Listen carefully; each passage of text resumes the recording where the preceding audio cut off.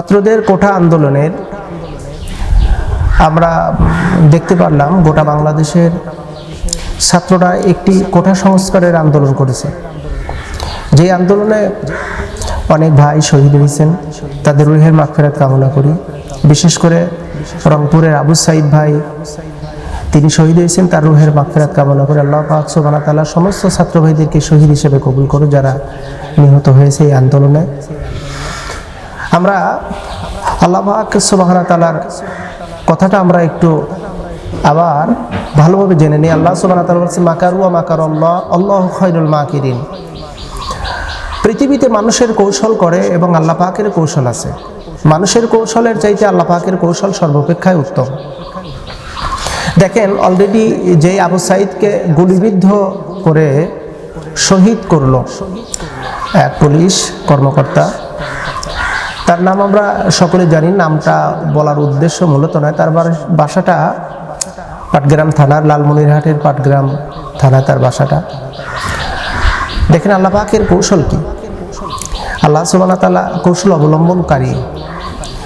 আবু সাইদকে গুলিবিদ্ধ করলো যেই পুলিশ কর্মকর্তা, তার স্ত্রী তাকে ডিভোর্স করেছে এবং তার স্ত্রী বিব্রত দিয়েছে, ব্রিফিং দিয়েছে যে এমন খুনির সাথে, এমন মানুষ হত্যাকারীর সাথে আমি সংসার করব না, কারণ সে একটা নিরীহ মানুষকে হত্যা করেছে।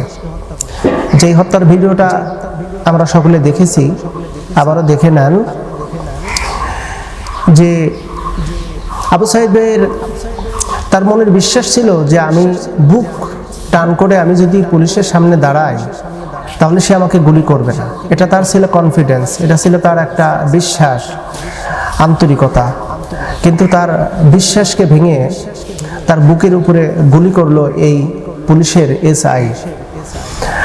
এ কত বড় নিষ্ঠুর হতে পারে, কত বড় মানে অমানবিক হলে একজন মানুষকে সে গুলি করতে পারে, প্রকাশ্যে গুলি করতে পারে, এটা আমরা কখনো কল্পনা করতে পারিনি। অথচ আল্লাহ সুবহানাহু ওয়া তাআলা বলছেন ওয়ামাইয়াকতুল মুমিনাম মুতাআম্মিদান ফাজাযাউ জাহান্নাম খালিদিনা ফিহা গাদিবাল্লাহু আলাইহি ওয়া লাআনাহু ওয়া আদ্দালাহু আযাবান আযীমা। আল্লাহ পাক বলেন, যদি কোনো ব্যক্তি ইচ্ছা করে কাউকে, কোনো মুমিনকে হত্যা করলো কোনো শরীয়ত সঙ্গত কারণ ব্যতীত ইচ্ছাকৃতভাবে, এখন কেউ যদি হত্যার অর্ডার করে যে অমুককে মেরে ফেলো, এই অর্ডারটাও যদি করে তাহলে এই আয়াতের ভিতরে সেও পড়ে গেছে। যে ব্যক্তি ইচ্ছা করে কোনো মুমিনকে হত্যা করে, আল্লাহ পাক সুবহানাহু ওয়া তাআলা বলেন ফাজাযাউ জাহান্নাম খালিদিনা ফিহা, তার জন্য জাহান্নাম, ফাজাযাউ জাহান্নাম, তার পুরস্কার হলো জাহান্নাম, খালিদিনা ফিহা। খালিদান বলা হয়েছে, খালিদান শব্দের অর্থ হলো চিরস্থায়ী, সেখান থেকে তাকে বের করা হবে না। তো এখন কেউ যদি পারমিশন দেয়, হুকুম করে, জবরদস্তি করে, সে হত্যা করলো না কিন্তু পারমিশন দিল বা অর্ডার করলো, তাহলে সেক্ষেত্রেও কিন্তু সেও জাহান্নামী হবে।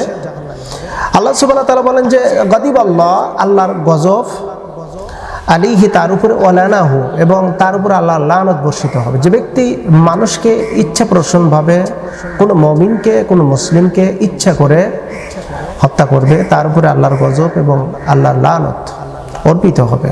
এবং আল্লাহ পাক বলেন ওয়া আদ্দালাহু আযাবান আযীমা, বরং তার জন্য কঠিন পীড়াদায়ক শাস্তির ব্যবস্থাও আছে। দেখেন আল্লাহর গজব কি। আমরা আবু সাইদ ভাইকে নিয়ে আমরা একটু কথা বলবো। আবু সাইদ ভাই কোটা সংস্কার আন্দোলনে তিনি একজন স্টুডেন্ট, আর তিনি আন্দোলন করেছেন। আর এই আন্দোলনে আমরা তার ভিডিও ফুটেজ দেখেছি, তাকে কিভাবে নির্মমভাবে গুলি করলো, সে ভিডিও ফুটেজটা আমরা দেখে চোখে পানি রাখতে পারিনি। এখনও ভিডিওটা যখন চোখের সামনে আসে তখন কলিজা ফেরে চৌচির হয়ে যায়।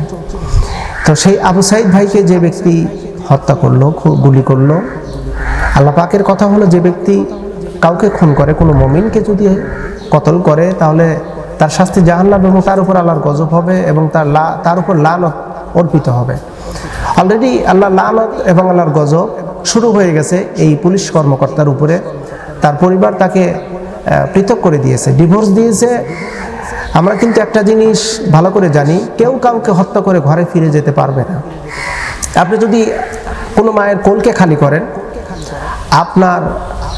আপনারও একদিন সন্তানহারা হতে হবে, এটা আপনি বিশ্বাস রাখেন। আপনি কাউকে থাপ্পড় দিলে আপনাকে একদিন থাপ্পড় খেতে হবে। আমরা গ্রাম্য ভাষায় কথা বলি, ইট মারিলে পাথর খেতে হয়। তো আজকে যারা আমরা নিরীহ মানুষদের উপরে জুলুম নির্যাতন করি, একটু ভেবে চিন্তা করেন। কারণ আল্লাহ পাক ছাড় দেন কিন্তু ছেড়ে দেন না। আল্লাহ পাক ছাড় দেন কিন্তু ছেড়ে দেন না। আল্লাহ পাক কিন্তু আছেন। এই বিশ্বাসটা একটু হলেও স্মরণ করেন, আল্লাহ সুবহানাহু ওয়া তাআলা আছেন এবং আল্লাহ সুবহানাহু ওয়া তাআলা লাতিফুল খবীর, আল্লাহ হলো সূক্ষ্ম দৃষ্টি খবর করেনেওয়ালা। আল্লাহর খবর আমি আপনি কেউ যদি নাও জানি, আল্লাহ পাক কিন্তু খবর জানেন। হয়তো আমি কোনো কাজ করতেছি, আল্লাহ আমাকে অবহিত নয়, আল্লাহ পাক অবহিত আছেন। এটা দুনিয়ায় দিবেন। এই যে গজব এবং লানত, এটা কিন্তু আল্লাহ পাক দুনিয়ায় দিবেন। আল্লাহ সুবহানাহু ওয়া তাআলা নিজে বলছেন, এটা আমি দুনিয়ায় দেব। এতে তাফসীরের ভিতরে লেখা হয়েছে যে গজব এবং লানত এটা বান্দার উপরে অর্পিত হবে দুনিয়ায়, এটা আখিরাতে নয়। বরং আখিরাতে তার জন্য শাস্তি থাকবে জাহান্নাম এবং কঠিন পীড়াদায়ক শাস্তি। এই শাস্তির মানে শুরু আছে, তার শেষ নেই। এবং কঠিন পীড়াদায়ক শাস্তির ব্যবস্থা আল্লাহ সুবহানাহু ওয়া তাআলা করবেন। কেন করবেন? কারণ সেই ব্যক্তিটা মুমিনকে ইচ্ছাকৃতভাবে হত্যা করেছে, মুমিনের পথে কাঁটা দিয়েছে, মুমিনকে তার বাকরুদ্ধ রেখে দিয়েছে, মুমিনকে তার স্বাধীনতা হস্তক্ষেপ করেছে, মুমিনকে নানান প্রকার নির্যাতন করেছে। এই জন্য তাকে শাস্তি আল্লাহ সুবহানাহু ওয়া তাআলা দিবেন, এতে কোনো সন্দেহ নাই। আল্লাহ পাক এ ব্যাপারে বলেছেন যে ইন্না বাতশা রাব্বিকা লাশাদীদ, নিশ্চয়ই আল্লাহ পাকের পাকড়াও কঠিন পাকড়াও। আমরা আবু সাঈদকে দিয়ে যেই বিষয়টা আমরা জানতে পারলাম, আবু সাঈদকে যখন মারা হলো, এই ব্যথায় ব্যথিত গোটা বাংলা, গোটা বিশ্বের মুসলমান। তবে হ্যাঁ, আবু সাঈদের এই শোক আমরা এখনো ভুলতে পারিনি। তবে একটু হলে আমাদের কষ্টটা একটু লাঘব হয়েছে, যেই হত্যাকারী, যেই পুলিশ কর্মকর্তা আবু সাঈদকে গুলি করেছিল, তার উপর গজব শুরু হয়ে গেছে। আমি গতকাল আমি খবরটা পেয়েছি। খবর পাওয়ার পরে আমি নিজে আলহামদুলিল্লাহ বলেছি, শত শত মানুষ আলহামদুলিল্লাহ বলেছে। দেখেন, আমরা একটা বিষয় জানি, এমন জীবন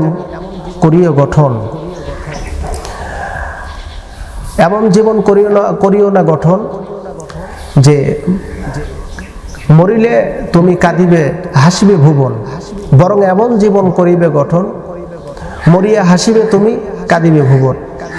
আপনার মৃত্যুতে যদি কেউ আলহামদুলিল্লাহ বলে, বুঝতে হবে আপনার জীবনটা আপনি সেভাবে তৈরি করতে পারেননি।